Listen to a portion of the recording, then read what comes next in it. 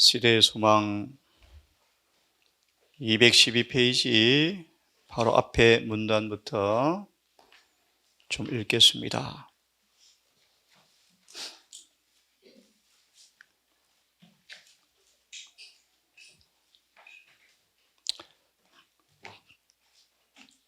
지나간 역사를 통하여 교훈을 배우기를 실패하는 사람들은 미래가 없다라는 말씀이 있습니다. 지나간 역사를 통해 주시는 주님의 교훈을 유의하지 아니하면 미래가 없다라고 말씀하셨어요. 가려법은 기별 2권 111페이지는 이렇게 말합니다. 가려법은 기별 2권 111페이지는 사단은 현대의 진리를 믿노라 주장하는 자들의 경험 가운데 유대 민족 역사가 반복되도록 활동하고 있다. 고전 10장 1절과 12절은 주석하기를 이스라엘을 가나안 땅에 들어가지 못하게 했던 동일한 죄가 현대 이스라엘을 하늘 가나안을 들어가기에 지연시키고 있다. 대장투 서문에 보시면 사단은 지나간 역사에 행했던 모든 동일한 전략과 동일한 방법과 동일한 전술을 그대로 써먹을 것이다. 212페이지 바로 앞에 문단 보시면 역사, 교훈, 예언, 구약 성경 전체를 통하여 하나님의 아들의 영광이 빛나고 있었다. 유대교회 제도 전체가 복음의 압축판이었다. 그들은 매일 조석으로 예배를 드렸습니다. 향인이 하늘로 올라갔습니다. 매 희생제물을 통하여 그들은 실로를 보았습니다. 매 희년의 나팔 소리가 울려 퍼졌고 지성소의 장엄한 영광이 신비 속에 거하였다. 그런데 유대인들은 성경을 소유하고 있었다. 그들은 그 말씀을 피상적으로밖에 알지 못하면서 자신들은 영생을 얻었다고 생각하였다. 그러나 예수께서는 말씀하시기를 그 말씀이 너희 속에 거하지 아니한다고 말씀하셨다.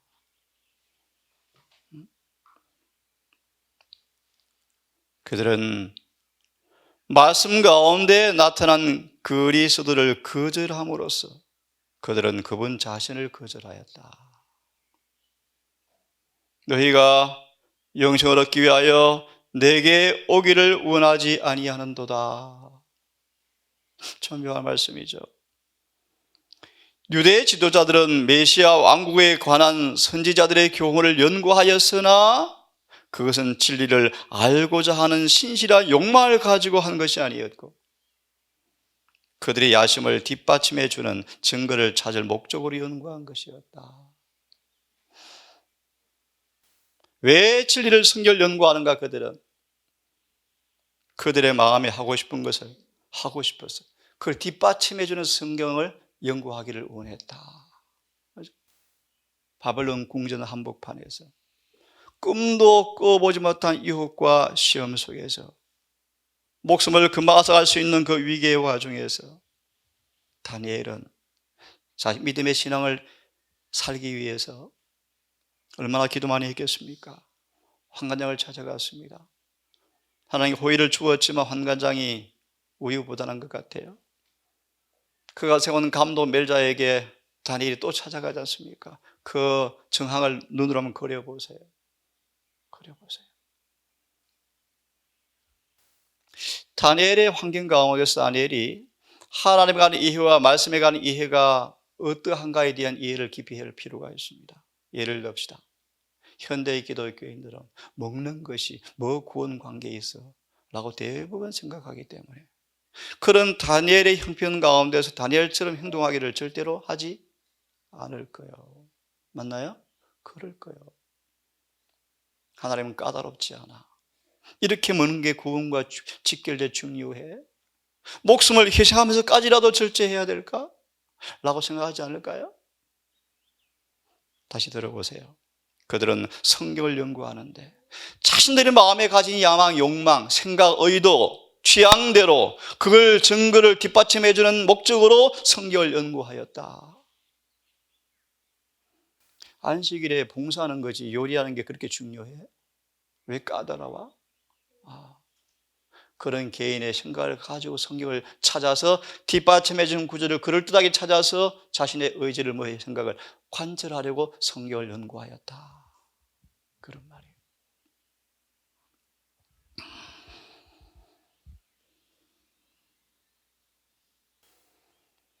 그들은 그대의 기대에 어긋나는 모양으로 주님께서 오셨을 때 그분을 받아들이려 하지 않았다.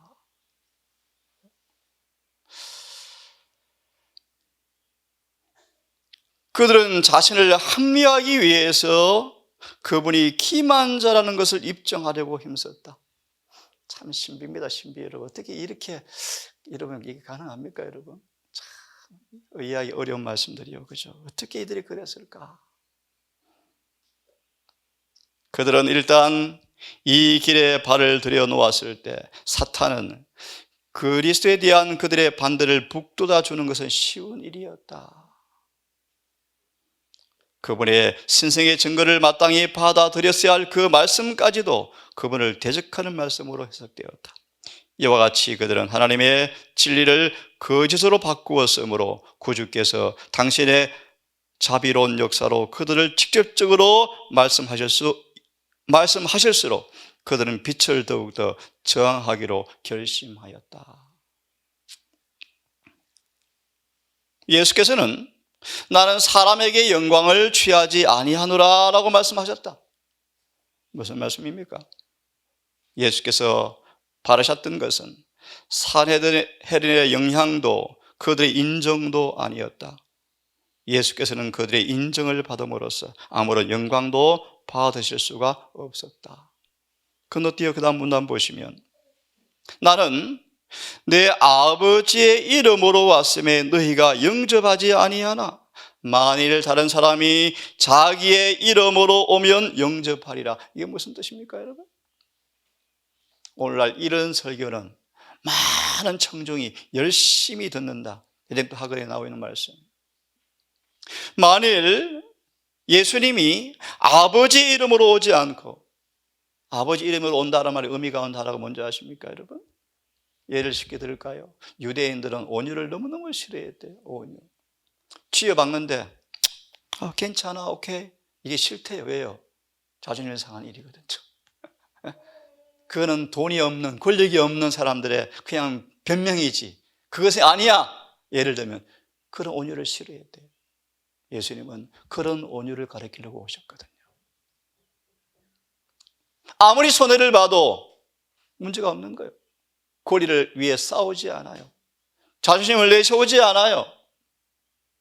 아무리 억울해도 복수하지 않아요. 이게 그들이 싫은 거예요.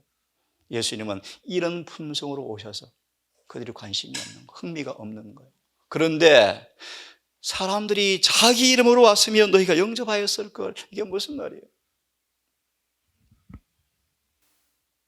예수님은 하나님의 권위로 오셔서 그분의 형상을 지니고 그분의 말씀을 성취하며 그분의 영광을 구하였지만 이스라엘 지도자들의 영접을 받지 못하였다. 그러나 그리스도의 품성을 가장하고 거짓말로 장식하고 그들 자신의 의지에 충동되어 그들 자신의 영광을 구하는 다른 사람들이 나타난다면 그들은 영접을 받을 것이었다. 왜 그런가? 그 까닭은 자신의 영광을 구하는 사람들은 다른 사람들의 마음 속에 있는 자고하기를 원하는 욕망에 호소하기 때문이다. 그들 속에 있는 색깔이 똑같은 거예요. 그러니까 사람들이 자신의 이름으로 왔으면 영접하였을걸? 그런 말. 유대인들은 그러한 호소에는 응답할 수가 있었다. 그들은 거짓 교사를 영접하였을 것이다. 왜냐하면 그거는 그들이 품고 있던 의견과 유전을 인정함으로 그들의 자만심에 아첨하였을 것이기 때문이다. 그러나 그리스도의 가르침은 그들의 생각과 일치되지 않았다. 이런 생각이 들었습니다. 너 준비 운동을 하는데 건강계획대로 살아야죠. 살아야죠. 왜요? 너 준비를 받는 조건 가운데 하나가 건강계획이에요. 맞나요? 맞아요. 너 준비 운동을 하면서 왜 그 기회를 몰라요? 제가 무슨 말씀드리는지 아시겠습니까, 여러분? 우리가 너 준비를 받을 준비를 하셔야 돼요. 그러려면 조건에 부합되는 삶을 살아야 돼요. 그죠? 개인적으로 저는 어제 엄숙한 오후를 보내면서 이런 고민을 해보았습니다. 너 준비가 지금 임하면 나는 어떨까? 그런 고민을 해보니까 엄숙해지더라고요. 동사례 몇 명이나 받을까? 너 준비를 누가 받을 수 있을까? 그런 고민을 좀 해보았습니다. 오후에. 참 이런 말씀이었습니다. 그리스도의 가르침은 영적인 것으로 자아 희생을 요구하였으므로 그들은 그 가르침을 받아들이려 하지 않았다. 그들은 하나님을 알지 못하였으며 그리스도를 통하여 들린 하나님의 음성이 그들에게는 한갓 외인의 음성에 지나지 않았다. 건너뛰십시오. 그 다음 문단을 보시며 예수께서는 제사장들과 랍비들이 당신의 생명을 빼앗으려고 결심하였음을 아셨다. 온 하늘이 이 장면을 보고 어떻게 생각했을까요, 여러분? 어떻게? 그죠? 어떻게? 1888년 역사가 재림교회 반복되었대요. 이 교회 예수를 거절하였답니다. 1888년도. 지금은 교회 밖에 세워두고 있죠. 그러나 그분은 당신과 아버지가 하나라는 것과 세상에 대한 당신의 관계를 그들에게 분명히 말씀하셨다. 그들은 그리스도에 대한 그들의 반대나 아무런 구실도 없다는 걸 알았다. 그럼에도 불구하고 그들의 살인적 정오심은 가라앉지 않았다. 여러분, 갑자기 한 말씀이 생각이 납니다. 성령께 자신을 헌신하고 성령께서 완전히 지배하지 않으면 어떻게 되는가? 실물 교훈하는 말씀을 드릴게요. 그것이 아론의 모습이래요. 유다는 놔두고요. 하나님의 종으로 부름받은 그 아론이 성령의 완전한 지배를 받지 않자 핍박이 두려워서 앞장서서 금송아지 만들죠. 예내시는 말합니다. 성령의 완전한 지배를 받지 않은 사람들의 실물 교훈이다. 이 말씀 똑같은 말씀입니다. 예수를 죽이기로 결심하였다. 정오하였다. 예수께서 뭐 나쁜 말을 했나요? 화를 냈나요? 짜증을 내요? 손해를 주었나요? 진리를 선포하는데, 그렇죠? 예수님의 공생에 함께하는 확신시키는 능력을 목격했는데 그들은 공포에 질렸는데 그들은 그분의 호소를 저항하였고 자신들을 흑암 속에 가두어 버렸다. 참 신비스러운 인간의 마음의 모습이요. 그들은 예수의 권위를 전복시키고 백성들의 존경과 주의를 빼앗는 일에 뚜렷이 실패하였다. 백성들 중 많은 사람들이 그분의 말씀으로 깨달음을 받았다. 관원들 자신도 예수께서 그들의 양심의 죄책을 깊이 느끼게 하였을 때 깊은 가책을 느꼈지만 이것은 그들에게 그분을 혹독히 반대하도록 만들어 주었을 뿐이었다. 그들은 그분의 생명을 취하기로 굳게 결심하고 그들은 전국에 기별자들을 보내어 예수님은 사기꾼이므로 배척하도록 백성들에게 경고하였다. 그러므로 감시하고 그분이 말하는 것과 행하는 것을 보고하도록 청탄꾼을 보냈다. 귀하신 구주께서는 이제 분명히 십자가의 그늘 밑에 서 계셨다. 이 역사가 반복될 것을 경고합니다. 한 성경 구절을 보고 설명을 좀 해드리고 마무리하겠습니다. 마태복음 13장을 좀 펴시기를 바랍니다. 마태복음 13장 15절을 14절부터 제가 읽습니다. 14절부터 15절을 읽습니다. 이사야 예언이 저에게 이루었으니 일렀으되 너희가 듣기는 들어도 깨닫지 못하여서 그 귀는 듣기에 둔하고 눈은 감았으니 왜 귀를 닫고 눈을 닫았는가?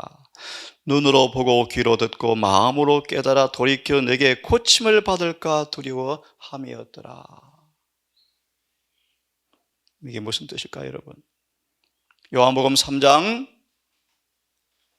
19절 20절 한 구절을 다시 보겠습니다.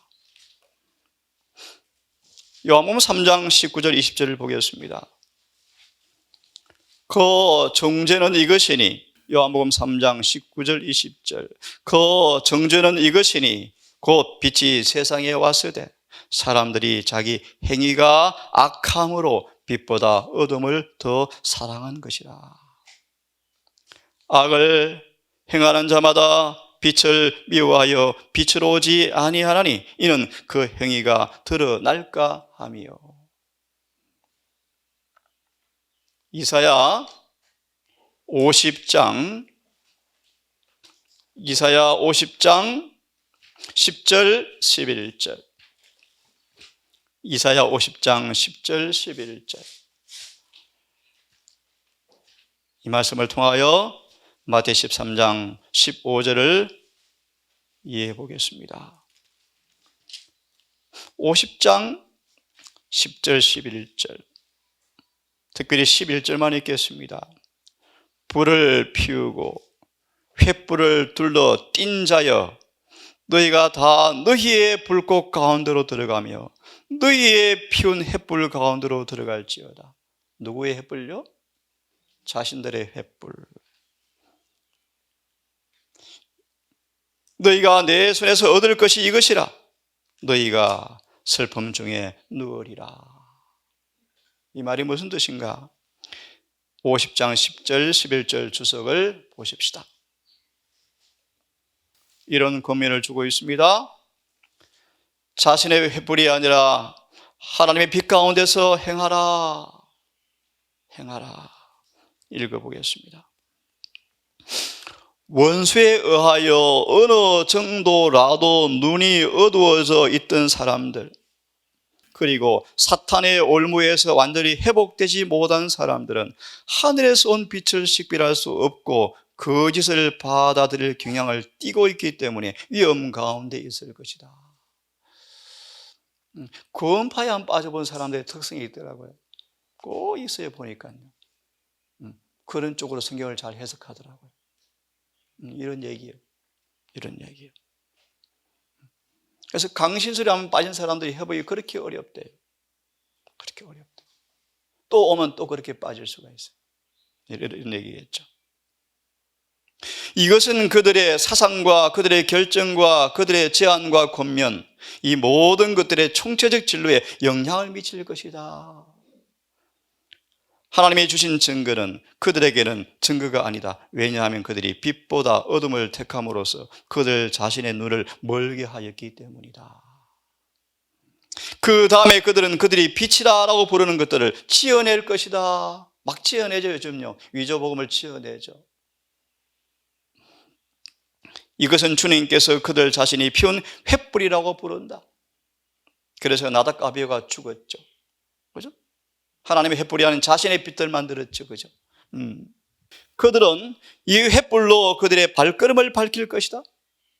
주께서는 너희 중 여호와를 경외하며 라고 쭉 성경을 말씀하시는데 성경절 넘어가셔서 예수께서 말씀하시기를 내가 심판으로 세상에 왔노니 보지 못하는 사람들은 보게 하고 보는 자들은 소경되게 하려 함이라. 요한복음 9장을 인용하고 있죠. 나는 빛으로 세상에 왔나니 물론 나를 믿는 자는 어둠에 거하지 아니하리라. 나를 저버리고 내 말을 받지 아니하는 사람들은 심판할 자가 있으니 곧 나의 한 그 말이 마지막 날에 그를 심판하리라. 많은 사람들이 주께서 보내신 말씀을 버리고 사람의 말한 것들을 빛이요 진리라고 받아들이게 될 것이다. 인간의 지혜는 자아 보정과 헌신의 자리에서 사람을 꿰어낼 것이다. 그리고 하나님의 기별을 무효화시키는 경향을 띈 것들을 많이 고안해낼 것이다. 우리들은 하나님과 밀접하게 연결되어 있지 않은 사람들을 안심하고 신뢰할 수가 없다. 비록 하나님의 백성들이 이 시대를 위해서 마땅히 지니고 있어야 할 진리를 입증하는 증거들이 그들 앞에 쌓여 있을지라도 그들은 사람들의 의견을 받아들이지만 참 목자의 음성은 알아들을 수가 없고 그들의 감화로 인하여 길을 잃는 사람들이 많이 생긴다. 지금도 동일하다. 예수님의 음성을 외인의 음성으로 듣고 안 따라갑니다. 여러분, 안 따라가요.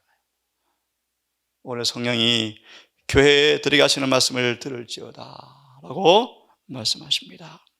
그 밑에 연결되니까 읽고 끝내겠습니다. 거짓 예언의 횃불.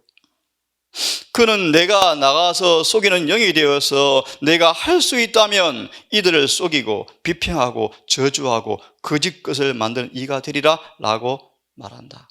사단이죠, 그죠? 기만과 거짓 증거에 죄가 큰 빚, 큰 증거를 받았던 어떤 교회에 의해서 받아들여서 그 교회는 주님께서 보내신 기별을 제거할 것이요, 지극히 비이성적 주장과 거짓된 추측과 거짓 이론들을 받아들이게 될 것이다. 타락한 바벨론 개신교회를 가리키는 말인가요? 그렇지 않습니다. 남은 교회에 주어지는 경고의 말씀입니다. 사단은 그들의 미련함을 비웠는데 이는 진리가 무엇인지 알고 있기 때문에. 누가 알고 있어요? 사단이에요, 사단. 많은 사람들은 사탄의 가정한 횃불에서 불을 붙인 거짓 예언의 횃불을 손에 들고 재림교회 강단에 서게 될 것이다. 여러분, 기도하십시다. 아버지, 시대 소망의 한 절 한 절들을 낱낱이 말씀을 통하여 조명해 보면서 특별히 사내들인 베데스다 장을 통하여 이루어진 사건들을 우리가 보게 되어지면서 마태복음 말씀이 기억이 납니다. 우리가 그때 살았으면 안 그랬을 걸, 왜 그랬을까? 라고 생각도 해보지만 예레시는 말하기를 마지막 교회는 훨씬 더 악하다고 말씀하십니다.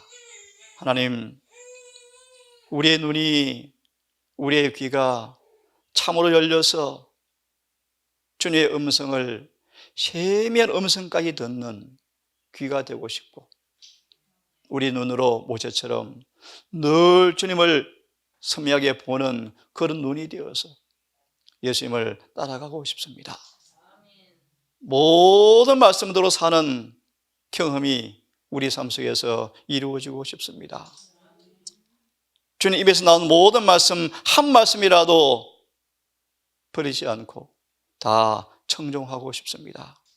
주님, 우리에게 성령을 주셔서 약속의 말씀처럼 죄, 의, 심판, 주님의 깨끗한 품성을 더 깊이 알고 입술의 공문이 아닌 삶 속에 절절히 느껴지고 짜여들어서 내 삶을 변화시키는 그런 경험으로 우리가 주 앞에 서기를 원합니다.